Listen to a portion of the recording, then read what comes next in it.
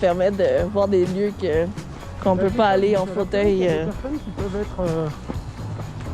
comment dire? J'aime pas forcément cette sensation d'être dépendant. Mais le but, c'est surtout ça en fait. C'est de donner une accessibilité à des endroits qui sont pas accessibles normalement. Ouais, exact. On a quelques joëlettes qui sont déjà... ça monte. Ouais, ça monte. Ouais. Une bonne course de pas. Au Canada et au Québec. Ok. Alors, on a quelques anciens modèles du côté de Victoriaville. Ok. Justement. Où la ville de Victoriaville, elle a une ancienne joëlette qu'elle met à disposition. Ok. Et donc il y a dit que tu viens visiter le secteur. Ok.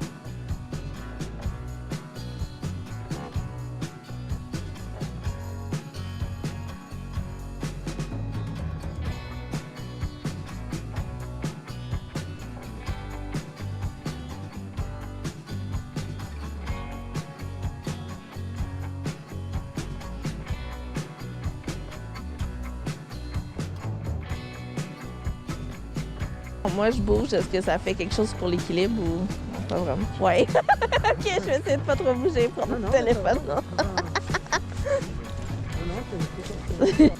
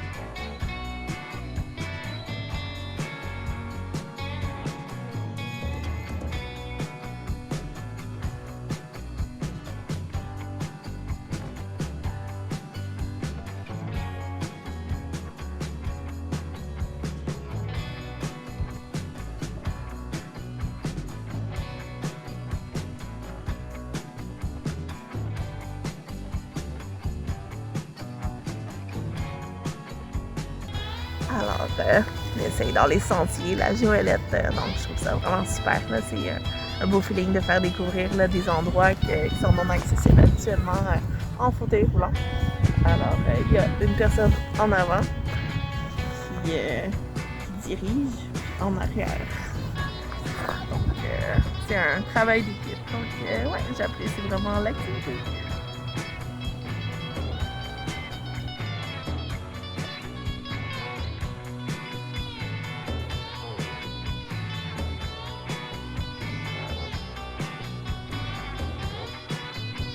Oui. Ça va. Pardon.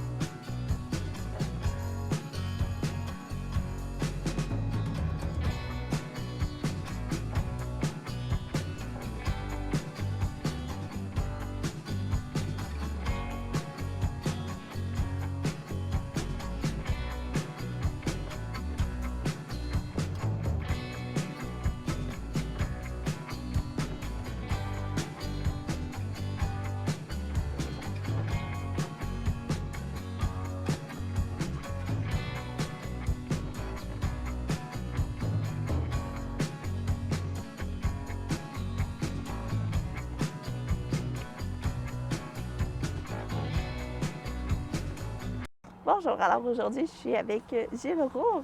Bonjour. Bonjour. De Joëlette et compagnie. Donc vous avez pu voir là, juste avant, j'ai essayé la Joëlette. C'est vraiment super là, l'équipement tout terrain. Parlez-moi un petit peu de la compagnie et tout. Oui. Comment ça Alors la compagnie, donc elle existe. La compagnie qui fabrique les équipements Joëlette & Co s'appelle Ferriol Matra.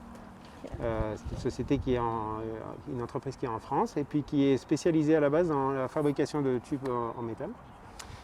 Ce qui s'est passé, c'est qu'il y a une personne qui s'appelle Joël Claudel, qui à la fin des années 80, lui dans le fond il était accompagnateur de montagne, puis son neveu était atteint d'une forme de myopathie, il ne pouvait pas se déplacer librement.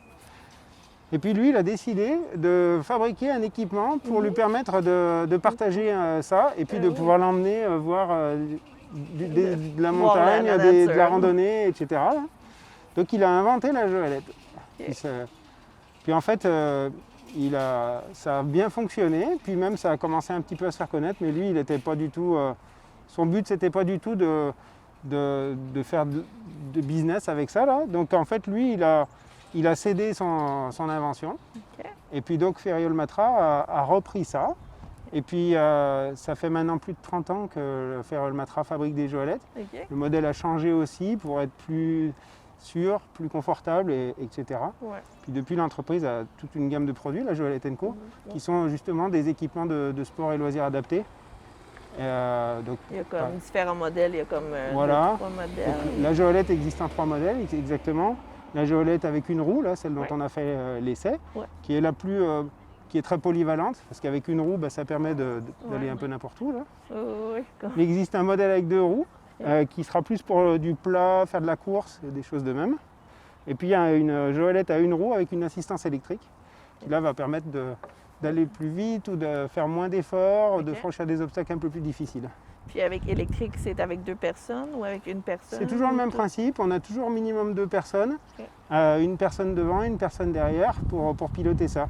Juste l'assistance électrique, elle est surtout là pour aider, pour donner de l'énergie, plus de force et tout. ça prend quand même avec les 2 personnes une bonne communication aussi dans les chemins. Là, voilà, toujours. Elles ont un rôle différent, comme on l'a vu tantôt. Là. La personne à l'arrière, elle assure plutôt l'équilibre. Et puis elle va pousser quand il y a des moments qui sont comme en montée ou des franchissements de trous, de troncs d'arbres, etc. Puis la personne qui est devant, elle va, évidemment, elle va tirer là, mais elle va aussi guider l'ensemble pour dire ok, attention, il y a un obstacle et tout.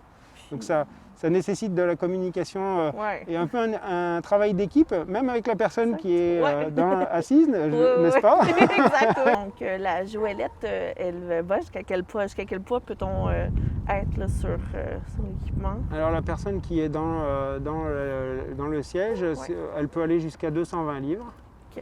Donc ça donne quand même pas mal de possibilités. Après, il y a quand même quelque chose qui est important, c'est que la personne qui est derrière, qui assure le maintien et qui pousse, faut essayer qu'elle ne soit pas trop éloignée en poids. C'est sûr que si on a une personne qui fait 200 livres et puis que la personne qui pousse, elle en fait 120, ça va être un petit peu compliqué. Donc pour des raisons de sécurité, on demande ça. Mais par contre, le matériel, il est quand même très résistant. Ça peut être ça. Puis il y a différents équipements qu'on peut rajouter aussi, accessoires qui peuvent être rajoutés. Là, alors déjà, de base, tout a été fait au niveau de la sécurité pour être sûr qu'il n'y ait aucun risque. De base, elle est fournie avec une ceinture pour maintenir la personne, avec des repose-pieds et puis des scratchs pour tenir les pieds attachés. Il y a aussi une suspension et un système de frein à disque. Donc la personne qui est à l'arrière, elle va pouvoir freiner, notamment en descente, parce que sinon on risque de partir. Hein, on l'a essayé. Ouais, c'est ça, ouais, on a eu des bonnes pentes quand même. Voilà. Donc ça, c'est de base, c'est fourni avec, c'est pas une option. Après, les autres options, ça va être des petites choses. Alors par exemple, comme le repose-tête, là, il n'est pas obligatoire, mais ça va dépendre de la personne ou ça va apporter un peu plus de confort. Ouais. On peut mettre aussi des poignées latérales qui vont permettre, si on veut faire quelque chose d'un peu difficile, qu'on a envie d'avoir une troisième personne, ou éventuellement même une quatrième, si on fait quelque chose de vraiment de difficile et de long, les personnes sur le côté elles vont pouvoir tirer. Et puis aussi, il y a possibilité de rajouter des bretelles qu'on met à la ceinture pour former un harnais en fait, donc pour offrir un meilleur maintien. Un petit peu plus de sport. C'est ça, exactement. C'est super ça. Vous êtes un petit peu partout dans certains événements pour faire découvrir à ce moment-ci là, comme c'est possible. On essaye. Aujourd'hui, c'est beaucoup de présentations à distance, en visioconférence, mais sinon, j'organise des démonstrations, ou des événements qui vont être organisés par des clubs, par des associations, par des parcs, pourquoi pas. C'est comme ça qu'on travaille beaucoup. Ben oui. Après, il y a aussi des organismes et des associations qui achètent du matériel pour le prêter ou pour le louer. Puis eux aussi permettent beaucoup de faire découvrir l'activité et puis les équipements, bien sûr. Oui, exactement. Donc, c'est ça. C'est vraiment une belle activité qui fait découvrir là, la nature et tout, comme on ne peut pas naturellement là, aller partout là, au niveau accessibilité. Donc, c'est vraiment bien. Là, c'était vraiment un sentiment. C'est ça, dans le fond. Vraiment, le but, c'est de donner l'accessibilité à des endroits qu'on penserait inaccessibles, en fait, dans le fond. Oui, exactement. Tout à fait. Puis, non, c'est ça, mais c'est vraiment bien. Et que je vais pouvoir, là, c'est ça, laisser les informations si les gens veulent plus d'informations, puis savoir vous contacter ou quoi que ce soit pour louer ou acheter ou merci. Différents mais merci à vous. Ça fait plaisir. Mais oui, puis vous avez des équipements aussi pour la piscine aussi, je crois, pour l'eau. Est-ce que ça va être éventuellement... Oui, alors il y a un fauteuil qui s'appelle le Sofao, qui est dans le fond un sofa adapté qui permet et l'accessibilité à l'eau et la baignade, aussi bien dans une piscine que à la plage. En fait, il existe déjà un petit peu des équipements similaires, mais souvent, en fait, c'est plus de l'accessibilité. Ou alors, ils vont aller dans l'eau, mais ils vont flotter dans l'eau pour être à côté de la personne. Comme par exemple à la plage, on va descendre à un endroit où l'eau n'est pas trop profonde. Puis une fois qu'on est dans l'eau, on peut sortir de la chaise. Que là, le but, c'est vraiment comme une chaise longue avec des flotteurs à l'avant et à l'arrière. Et les flotteurs sont mis de telle manière qu'il n'y a pas de basculement possible. Il y a des ceintures pour maintenir la personne. Donc la personne, elle peut vraiment se baigner en restant dedans. Donc c'est vraiment le fun. Et puis comme autre équipement, l'année dernière, on a sorti une joëlette pour enfants, qui s'appelle la Joëlette Kid, qui ne ressemble pas du tout à celle qu'on a essayé, pas que la taille, non, c'est sûr. Et qui est pour les enfants jusqu'à 55 livres. Puis sa particularité, c'est que vu qu'elle est pour un poids plus léger, puis que c'est un équipement qui est plus petit, il peut être piloté par une seule personne, un parent par exemple, pour des chemins ou des randonnées pas trop difficiles.